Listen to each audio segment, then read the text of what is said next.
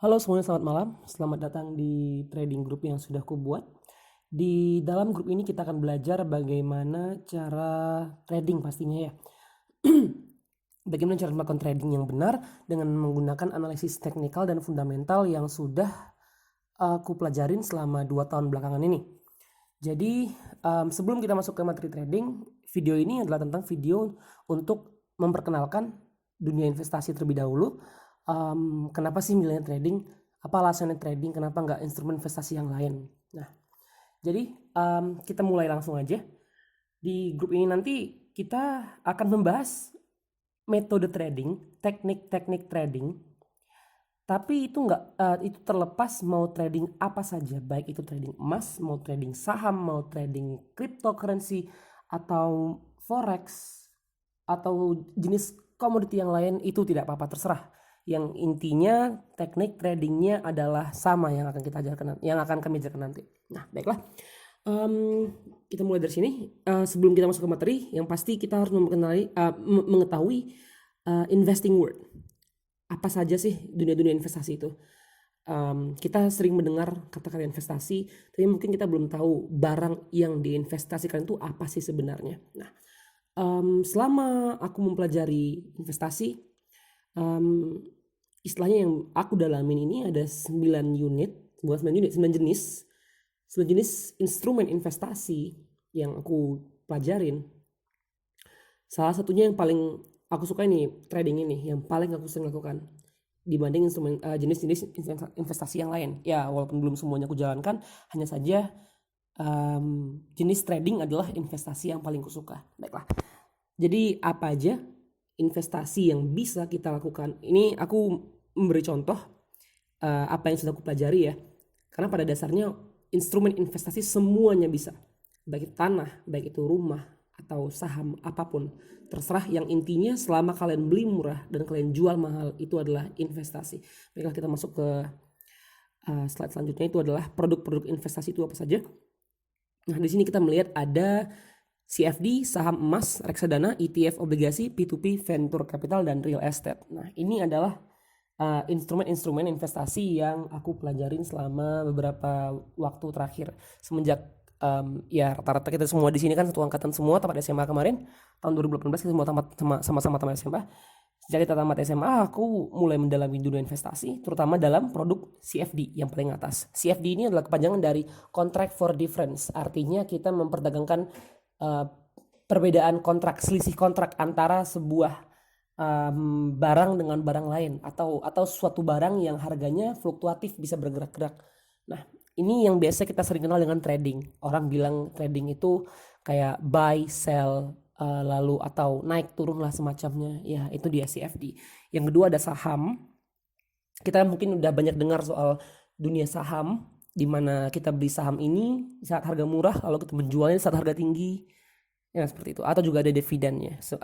Sekilas mungkin kita sudah paham apa itu saham, tapi bakal dibahas lagi lebih dalam kalau mau. Tapi untuk sekarang kita fokus ke trading. Kita juga nanti akan buat pembelajaran untuk investasi yang lain, tentu saja, jangan lupa itu. Nah, yang ketiga adalah emas. Emas ini adalah salah satu instrumen, tapi ada ya investasi. Ada juga orang yang menganggap kalau emas ini bukanlah sebuah instrumen investasi, melainkan tidak lebih dari sebuah alat tukar atau penyimpanan. Orang-orang punya pendapat yang berbeda, tapi aku sendiri masih menganggap emas itu sebagai salah satu alat investasi, dikarenakan masih bisa beli murah dan jual mahal. Yang ketiga adalah reksadana. Reksadana ini adalah kumpulan dari beberapa jenis instrumen investasi yang akan dikelola oleh seorang manajer. Itu artinya ya, kalau kalian yang suka passive income dan tidak ingin melakukan apa-apa, tapi ingin tetap dapat uang, di mana uang itu berasal dari investasi yang dikelola oleh orang lain, manajer lain, itu namanya reksadana. Nah, yang ketiga adalah ETF. Nah, ETF ini adalah kepanjangan dari Exchange Traded Fund. Atau ini bisa dibilang sama layaknya trading investasi di saham, hanya saja saham-saham kita investasi dalam lingkup besar gitu. ETF ini memperdagangkan indeks-indeks saham, induk-induknya gabungan-gabungan dari saham. Sehingga kalau kita beli indeks ini, kita langsung dapat sekian banyak saham. Dalam itu ada bermacam-macam. Kalau kayak IHSG itu kan mungkin ada berapa ya? Mungkin 30 kayaknya. atau LQ45 itu adalah 45 perusahaan, atau Jakarta Index Composite itu juga ada berapa gitu. Nah, dan sebagainya, indeks yang kita perdagangkan. Dan kalau obligasi itu adalah sertifikat deposito atau semacamnya. Obligasi ini adalah surat berharga negara, atau itu juga bisa surat obligasi yang diterbitkan oleh perusahaan-perusahaan swasta. Terlepas dari negara ataupun swasta, obligasi ini adalah sebuah utang yang dikeluarkan oleh mereka layaknya saham. Mereka mengeluarkan lembaran-lembaran kertas yang menyatakan kalau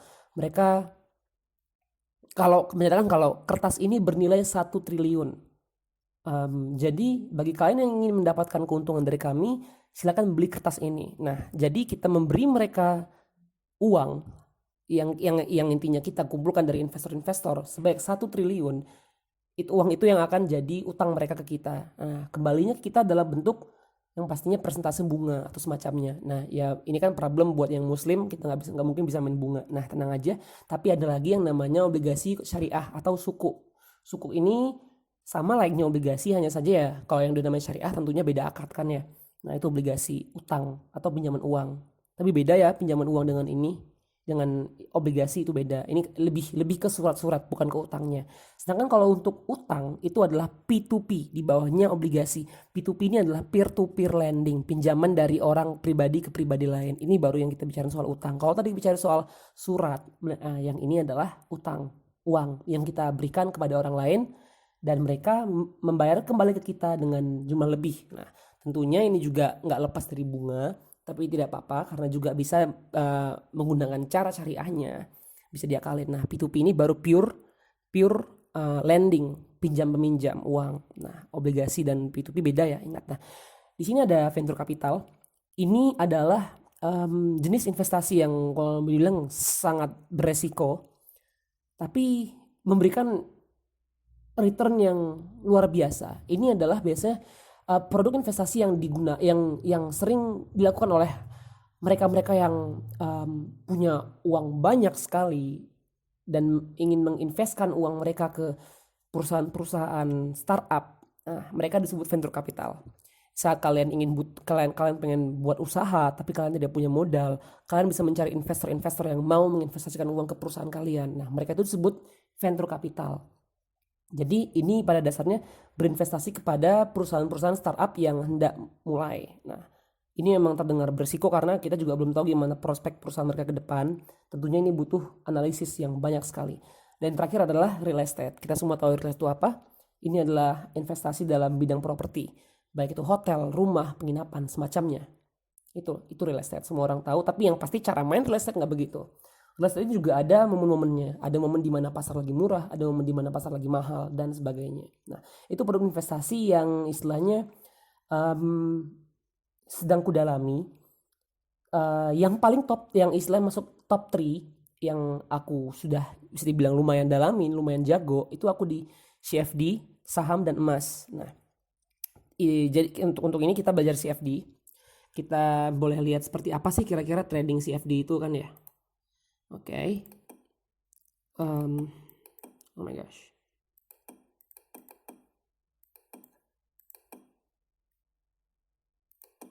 Nah, ini salah satunya. Ini adalah grafik emas. Jadi basically idealnya trading investasi emas itu kita saat harga masih di sini nih sekitar $1.490 per troy ounce, kita beli di sini dengan target tujuan paling enggak kita jual di sini. Nah, itu basicnya begitu kan ya. Nah, kalau dalam dunia trading kita bisa melakukan apa aja, mau kita beli atau kita jual atau kita jual lalu beli, itu bisa dalam dunia trading. Berarti kita beli jual di sini, jual beli di sini. Nah, dalam trading bisa seperti itu. Itu namanya contract for difference. Kelebihannya adalah kita tidak perlu memiliki barang itu secara langsung, tapi kita sudah punya kontraknya. Nah, itu perkenalan terhadap dunia trading sekitar kita. Untuk kedepannya kita akan fokus ke dalam dunia CFD. Oke, baiklah. Itu yang bisa aku sampaikan malam ini. Selamat malam. Terima kasih.